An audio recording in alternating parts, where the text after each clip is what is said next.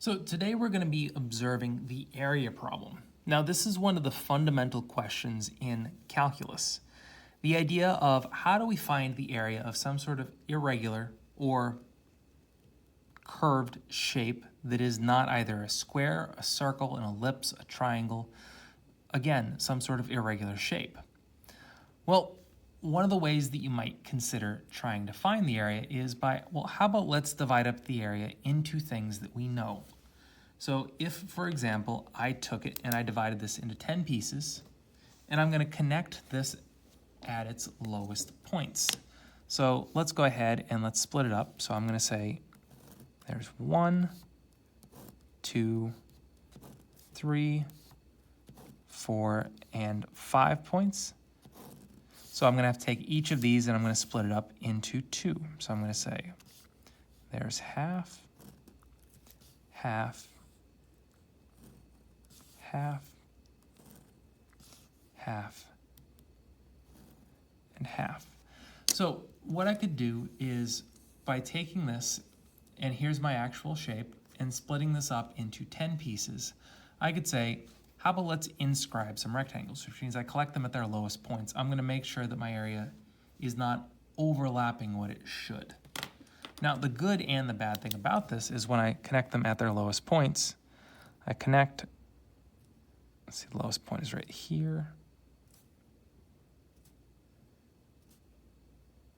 My lowest point is probably going to be out of the 2, the one on the left. Boom. And so I'll find the areas of this rectangle, and all of these down here. The only one that overlaps just a little bit is this one because both endpoints are higher than the middle. But the idea is we get this whole shaded area. You'll notice, however, that there is a small margin for error here. Let's highlight this margin for error where we underrepresent this. So I'm missing some area. And so having that been an issue where, well, what happens if we underrepresent? We came up with an idea, well, how about instead of underrepresenting, let's overrepresent. Let's circumscribe some rectangles. So again, let's take our shape and divide it into 10 pieces. So I'm going to come through and I'm going to say, here's my 1, 2, 3, 4, and 5. And then I cut each of those pieces in half. So I'm dealing with half, half,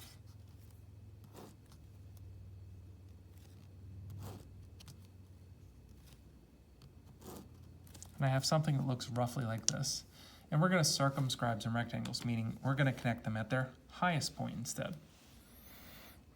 And so what I'll do is I'll cut over here.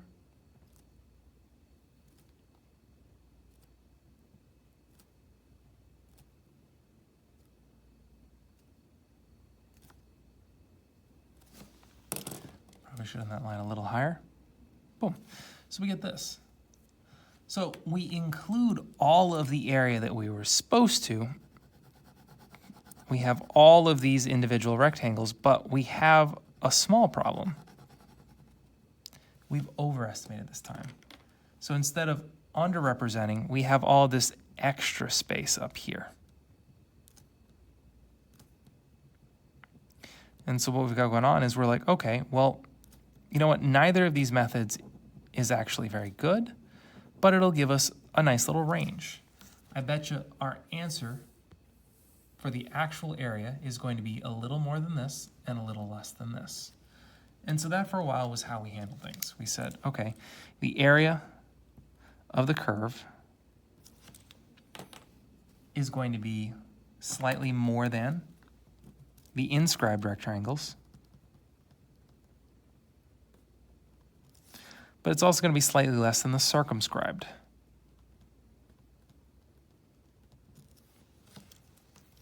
And so if we can get the inscribed and the circumscribed to be close enough to maybe give us an accurate assessment of the area. So we started approaching different avenues of how to approach that. And the best way that we can look at it is, well, how about let's take the full length and divide it up into the even pieces like we have. All of these pieces are the same width. So I know the fact that I'm going to take all of these rectangles and I am going to pull out a separate sheet of paper. I'm going to take all of these rectangles, so let's say rectangle 1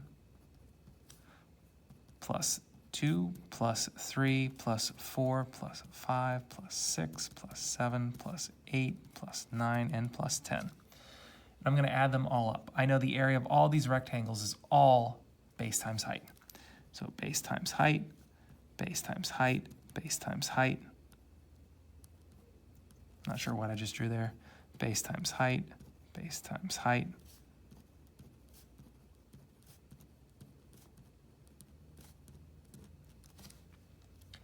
I know all the bases are the same, so I can in essence factor out the base. So height 1, height 2, 3, 4, 5, 6, 7, 8, 9, and 10.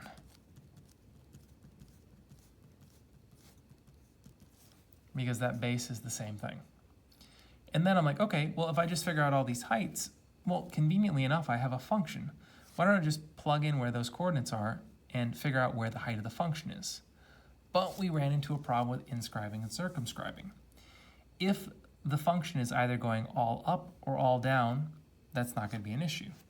But what we notice is that when we take a closer look at our inscribed rectangles, where are the points located? Well, by inscribing, I used the leftmost point going up, and then I used the rightmost point going down. And then as I went back up, I again used the leftmost point, so it wasn't consistent. If I looked over here at the circumscribed rectangles, I ran into the same problem, except for it was on the opposite side. Going up, I used the right side. Going down, I used the left side. And then as I went back up, I started using the right side again. So again, it wasn't consistent. My spacing wasn't even between all of my heights.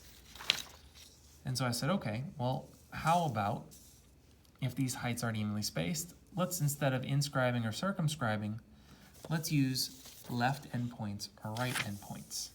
And will that get us the same results? And we found out that yes, the left and the right endpoints won't necessarily all be inscribed or circumscribed, but one of them will be a little less and one of them will be a little more, and our actual area will be slightly in between. So today we're going to start off with that in mind and see if we can't come up with a way on how to create a formula to find the sum of all these rectangles to get an area that's close to the actual area of 200. Now notice we're starting out with straight lines. We can easily find the exact area of this line because I know that this area is going to be a rectangle. If I have a rectangle of base 20, plug that in, of height 20, it's going to be 20 by 20, 400, half of 400 is 200. We don't need to use any sort of calculus to find that out. But we're going to take the approach using this information, because this is a very simple style problem, and see if we can expand upon that later on. Okay? So our first thought was, when we're trying to find the area of all this, and we're going to sum up all these different rectangles, we know that writing this out can get very long, especially if there's a lot of rectangles. So what we ended up doing is we said, well, how about we reduce all of this down to, how about let's sum all of the triangles of base times height. And that is a much easier way to do things. And the first thing that we have to figure out is, we know how to calculate the base. The base is going to be our change in x. And our change in x is just going to be, well, let's take the end, subtract the start, and that will give us the total distance, and we'll divide that by the number of rectangles. So that's easy. Delta x will give us a number, and that will be our base. So as of right now, we have the sum of delta x times some unknown height. And the height is where we get into either finding right endpoints or left endpoints. And so consider our example right here just as our starting value. If we have a function, let's assume a general line, and we divide it into equal pieces. Let's divide it into foop, foop, foop, and foop, right there. Let's just assume this was divided into 4 parts. And we want to find, let's say, the right endpoints. What I know is that if I want to get the right endpoints, let's give this some sort of value. Let's say value, we're splitting a number from 0 to 10, and we split it into 4 pieces. What we're expecting is that for my first endpoint, so when I equals 1, I want to get this, which will produce a result of 2.5. For my second one, when I equals 2, I want to produce a result of 5. The third one, I want to produce a result of 7.5. And the last one, produce a result of 10. Okay? So how do we find out when I spit out a result of 2.5, a result of 5, a result of 7.5, and a result of 10? Well, we're going to look at that and compare that to our delta x. We notice our delta x in this case is going to be a 10 minus 0 divided by the number of rectangles, which is going to be 4. 10 minus 0 is 10 divided by 4 is 2.5. What we've noticed is that these are increasing in increments of my change. So another way to write this is by saying this is actually, let's do this in green, or actually no, let's do this in red. It's going to be 2.5 one time.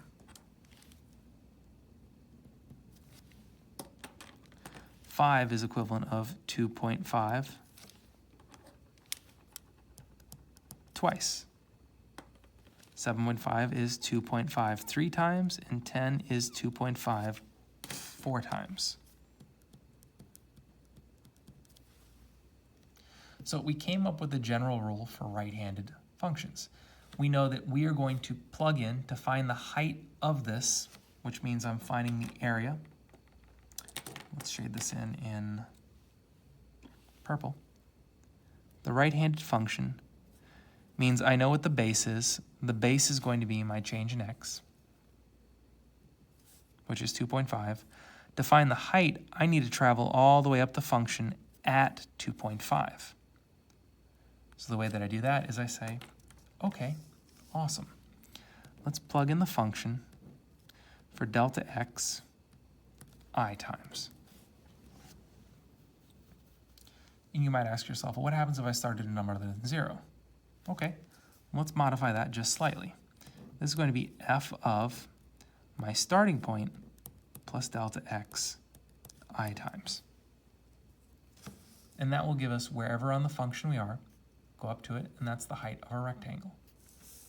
So now we're going to increase our formula from summation notation. Our base of our rectangles is going to be delta x, and the height is going to be f of a plus delta x I. And I'm going to do this as many times as there are rectangles. So I'm going to say I equals 1 to the number of rectangles. And this is going to be my formula for the right endpoints. And so we're going to work with this here on the first problem. So what we've got going on here is we have the function f of x equals x from 0 to 20 with 5 rectangles. So our first step is to find delta x. I want to find out what is the base of all of these rectangles. Well, I'm going to say, okay, delta x is equal to my 20 minus my 0 divided by the number of rectangles, which is 5. So 20 divided by 5, which is 4. Each rectangle along my curve, or in this case along my straight line, has a width of 4.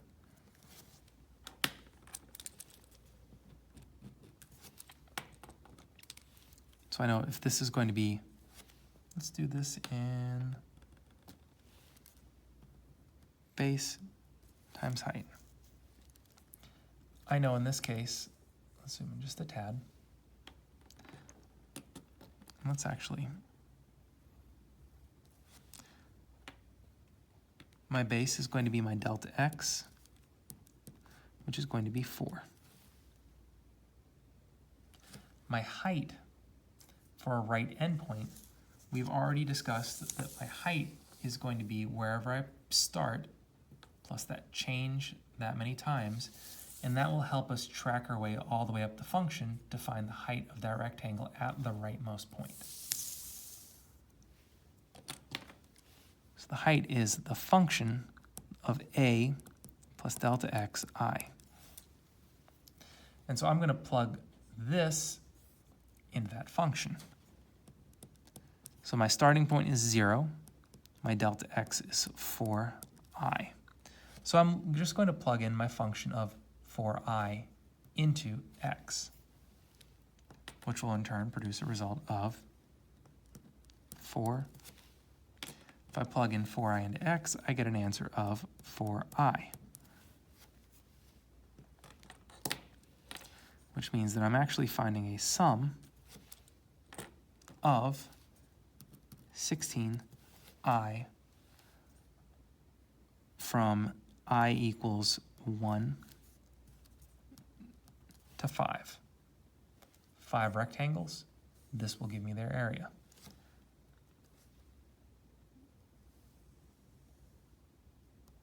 And so at this point, it becomes just like section 4.4, where I evaluate the summation notation according to the rules that we have. So I'm going to pull out that 16. So I have 16 times the sum of I from 1 to 5. We know that formula can be reevaluated into 16 times, let's see, the formula for I. Let's write that down right here. So the sum of I is going to be n times n plus 1 all over 2. So in this case, my n is 5 times 5 plus 1, which is going to be 6, all divided by 2. It's going to be 30 divided by 2 is 15. 15 times 16, let's break that out. 15 times 16, or if we want to work it out all the way, 5 times 6 divided by 2 is 15 times 16 is going to be 240.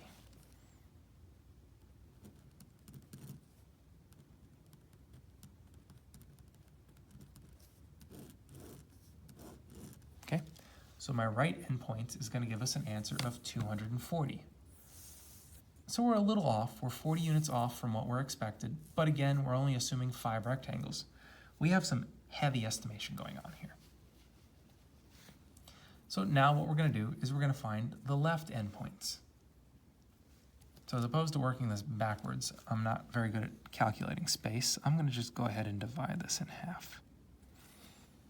I'll give myself more space because I'm going to assume that we're writing big. My right endpoints give us 240. Let's kind of go back to the drawing board and reassume what's going to happen with left endpoints. So now, just like where we came up with our right endpoints formula, for left endpoints, let's redraw our little shape.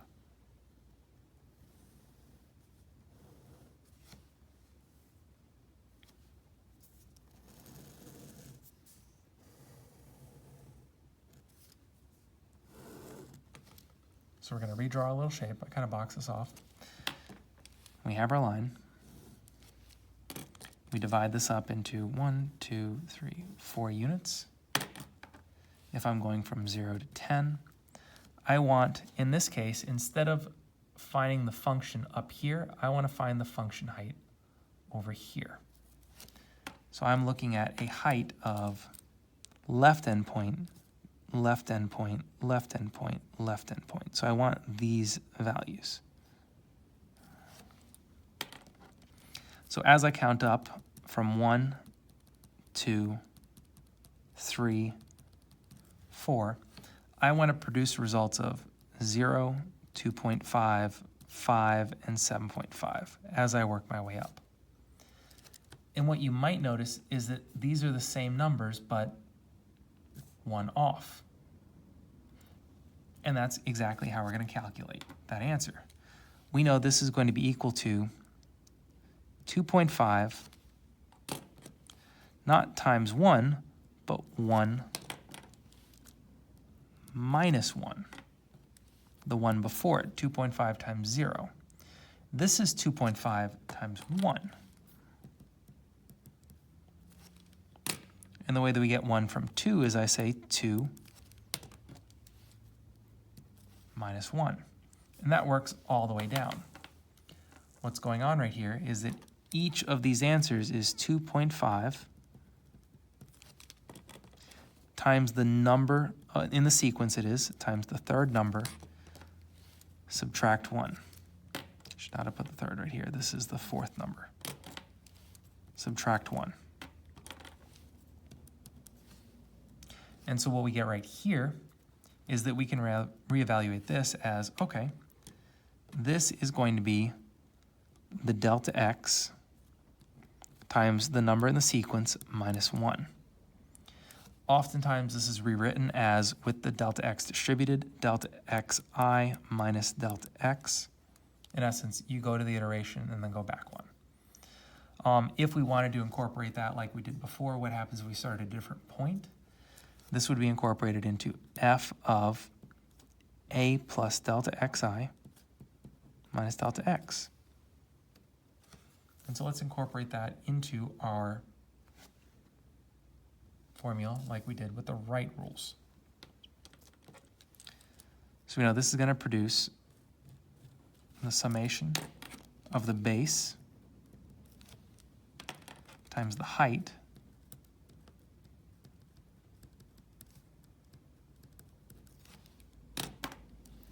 from the first rectangle to the last rectangle. And this right here is the formula for the left endpoints. Awesome. So we see the only difference is that it's delta xi minus that extra delta x. Otherwise, the two formulas are almost identical. Let's go ahead and use that right here for the left endpoints. We know, again, if we start this off from scratch, we know this is going to be the sum of the base times the height.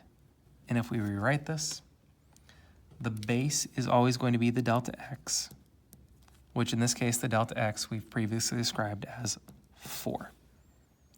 The height, we know we have to go to the function on the iteration and go back a unit before we go up. That will give us our left endpoint. So the function of a plus delta xi minus delta x. The function of 0 plus 4i minus 4. Okay. The 0 can remain unaffected, but when I plug in 4i minus 4 into x, I will get 4i minus 4 back. So we get an answer of 4i minus 4. And so we are finding the sum of the first 5 triangles of, and let's work this out, this is going to be 16i minus 16. Almost the same thing that we see right here.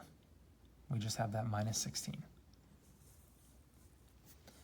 So when we evaluate the sum, the first thing I'm going to do is I'm going to move out the 16.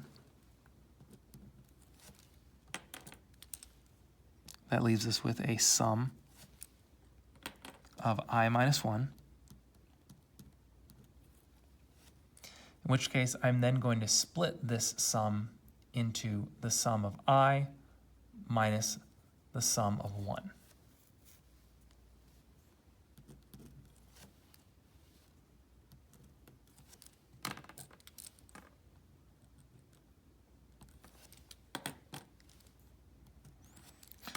Minus the sum of 1.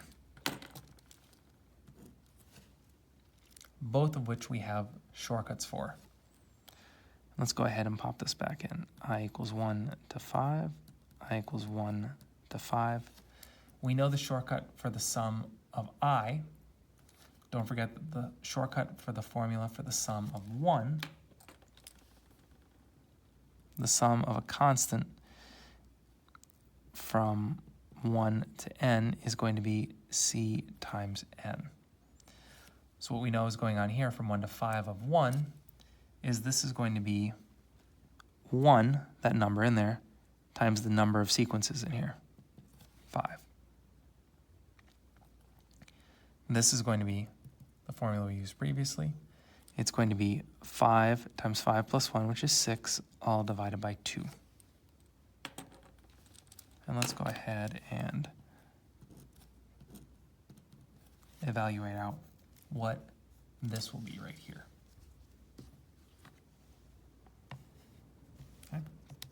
So we know that 5 times 6 divided by 2 is going to give us a 15. So we got 15 minus 5 is going to give us a 10 times 16 is going to give us 160.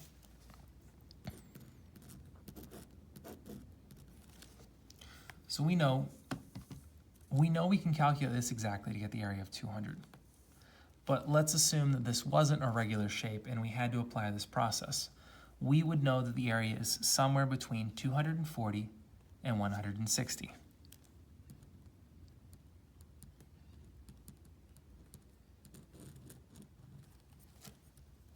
Not an exact number, but a pretty good number. Awesome.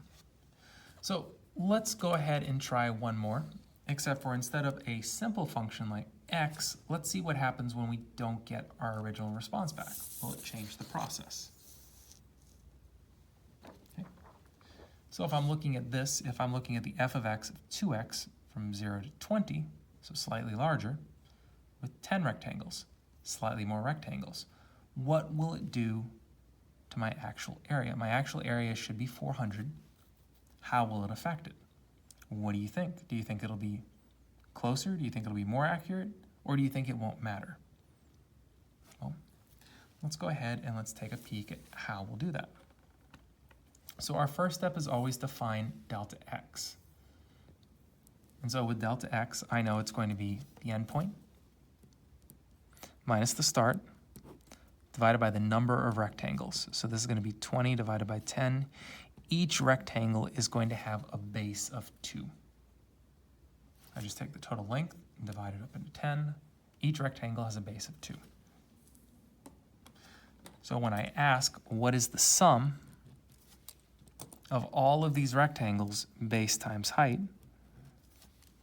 what we know is that base is going to be my delta x, which is going to be a 2. The height of the right is going to be the function evaluated with the number or the distance of the triangles times the number of triangle we're on. 1 base away, 2 base away, 3 base away, 4 base away. So I'm going to say a plus delta x I. So my function evaluated at 0 plus 2i. The 0 remain unaffected. When I plug that into this, that will give me a function evaluated at this. So 2 times, let's do the original function in blue. So my original function is 2 times x, and in this case, x is just going to be 2i. And so what I've got right here is I'm going to simplify this as best I can. 2 times 2 times 2 is 8. That will give me an 8i. So I'm looking at finding the sum of I equals 1 to 10 triangles of 8i. there's my formula right there. Let's plot that 8. Sum of I from 1 to 10 triangles. We know the shortcut for the formula for I. We're going to go ahead and write it down over here just one more time. The shortcut for I is n plus 1 all over 2.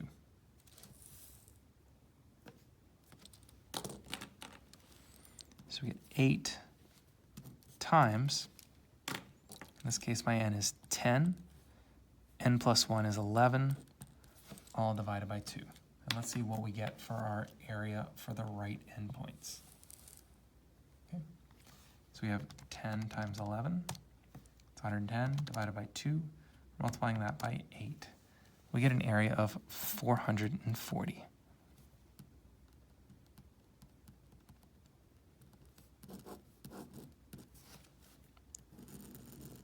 Separate that. And so what we notice is that this was a bigger area. It's a steeper triangle. I got more rectangles. I'm still not too far off. I'm actually a closer percentage off because I'm still only 40 units off. So let's see where my left endpoints. I bet you those are going to be the low end, or the low sum. So we know it's going to be the sum of all of these triangles, base times height. I know the base of all these triangles is going to be delta x. In this case, my delta x is going to be 2. And the height in this case for the left endpoints is I'm going to go to the number of bases and I'm going to take one away. So I'm going to go to the third base, move over to the second one.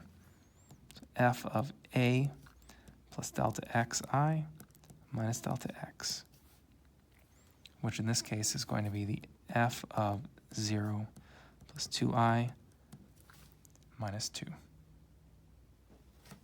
If I plug that into my formula of 2 times this, it's going to be 2 times 2i minus 2.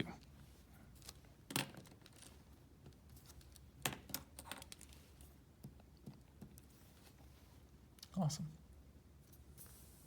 And so now at this point, I'm just trying to evaluate this right here. So 2 times 2 is 4. I'm distributing a 4 into here. So 4 times 2i is 8i. 4 times negative 2 is negative 8. And that's going to be the sum that I'm looking for.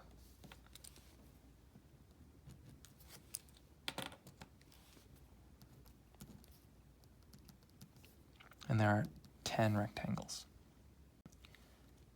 And so previously what we did was we pulled out the 8 and then split it. What we're going to do this time is we're just going to split it and pull out the 8 after the fact, because I'm only going to pull the 8 out of the first one. That might be a little more of an intuitive move for many of you who aren't necessarily fully comfortable with what's going on with summation notations. So I'm going to split this up into the sum of 8i minus the sum of 8. And what that allows me to do is to pull out the 8 and say the sum of I times 8 minus just the sum of 8. Okay. And what we know right here is we know the summation of an I. We also know that the sum of a constant is going to be constant times the number of iterations we're going through. So when we look at this and we know that the number of iterations goes from 1 to 10, we know this one right here is going to be 8 times, let's see, this is going to be 10 times 10 plus 1, which is 11 over 2, minus, this is going to be 8 times the number of iterations, which is 10. And now let's evaluate out what this will be. Okay. So we have our 10 times 11 divided by 2. We get that times 8. We get 440. So 440, and we're subtracting 80.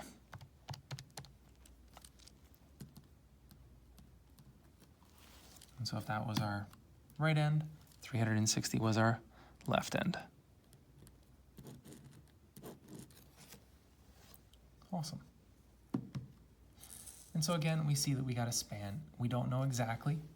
Assuming that this is an irregular shape and not just a line where we can easily calculate the area, this process is going to be how we do it.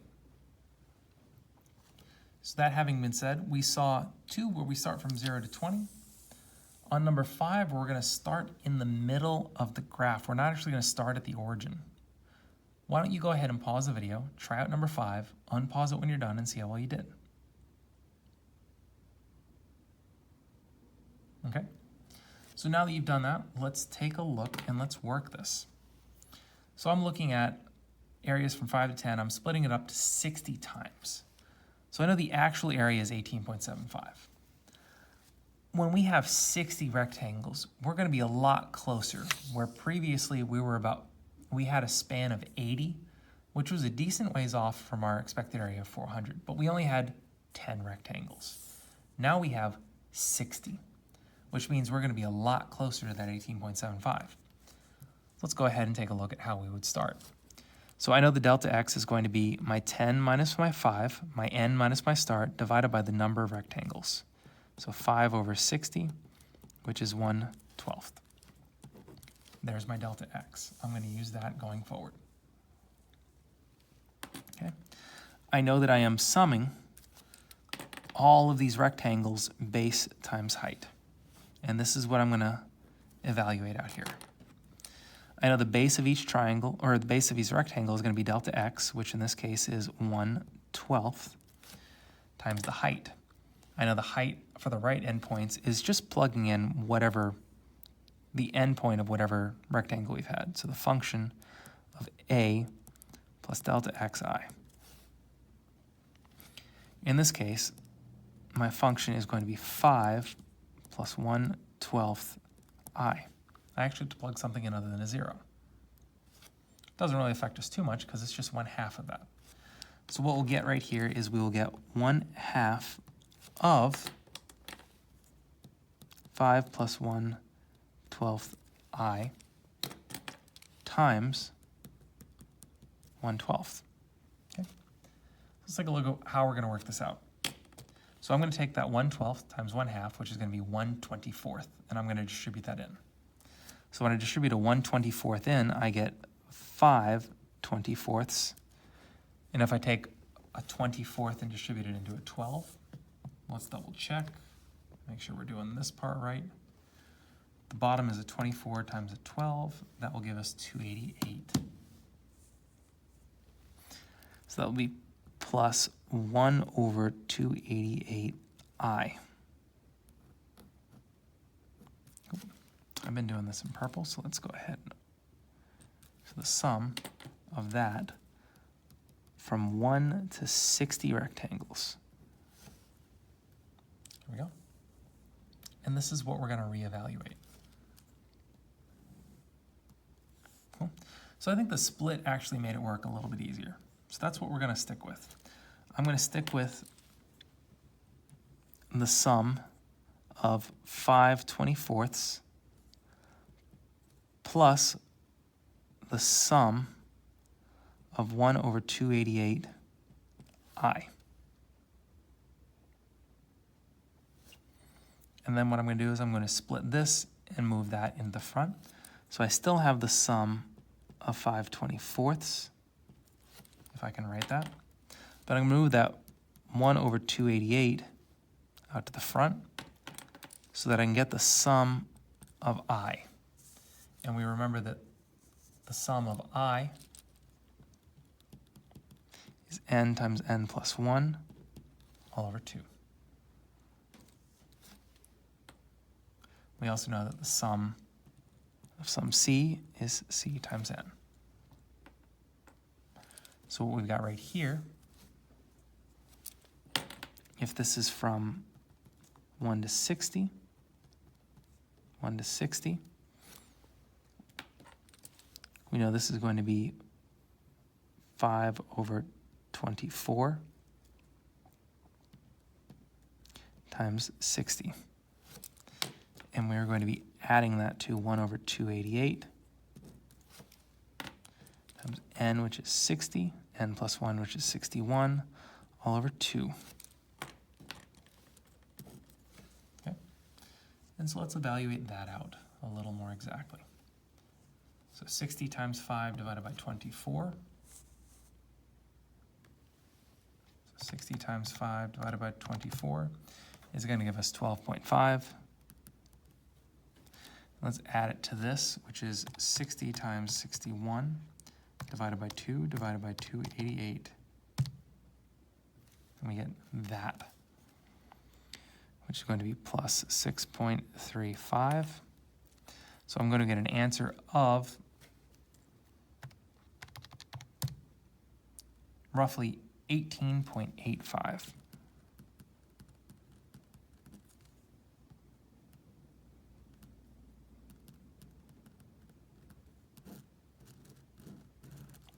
Awesome. So we've got our right endpoints right there. That is very close. 18.85. There we go. And so let's evaluate out the next piece. So I'm going to do the exact same process. I'm going to sum all rectangles base times height.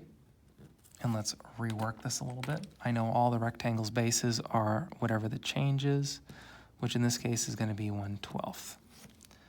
I know the height in this case is going to be the function of a plus delta x I minus delta x, in which case it's going to be the function when I plug in 5 plus 1/12 I minus 1/12. What this is going to be, 5 minus a 12th. 5 is going to be 60/12 minus 1. This is actually saying this is the function of 60 minus 1 is 59/12 plus 1/12 I times 1/12. If I cut that in half, that is 1/2 of all of this.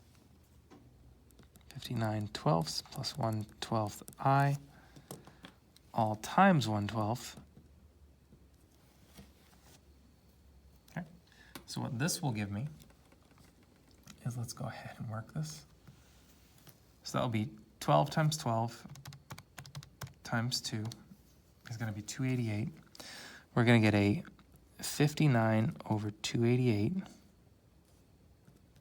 plus, I'm going to distribute the 24 times the 12 again, and I get 1 over 288 I.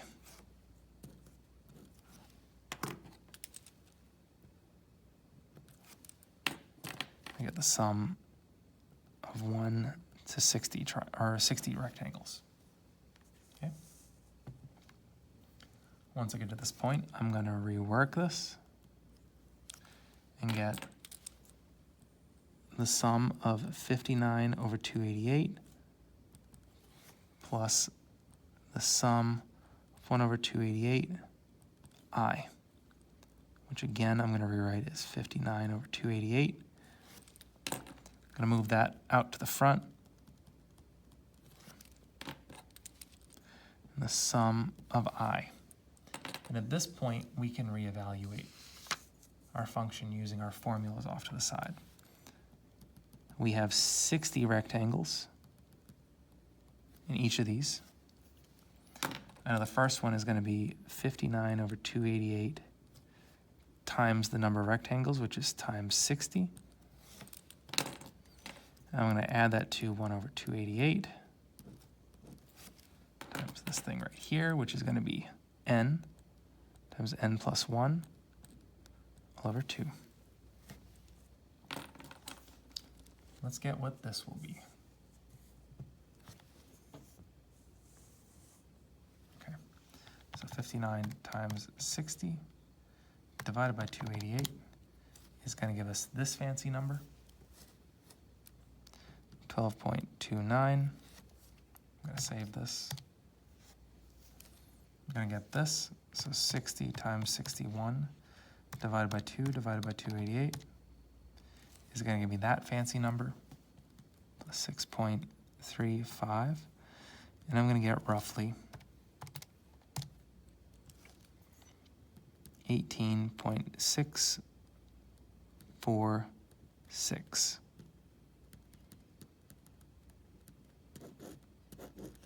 Awesome. And so what we noticed is that when we upped our number of triangles from our 5s and our 10s to 60 rectangles, we are now within 0.1 of our expected actual area. And there we go.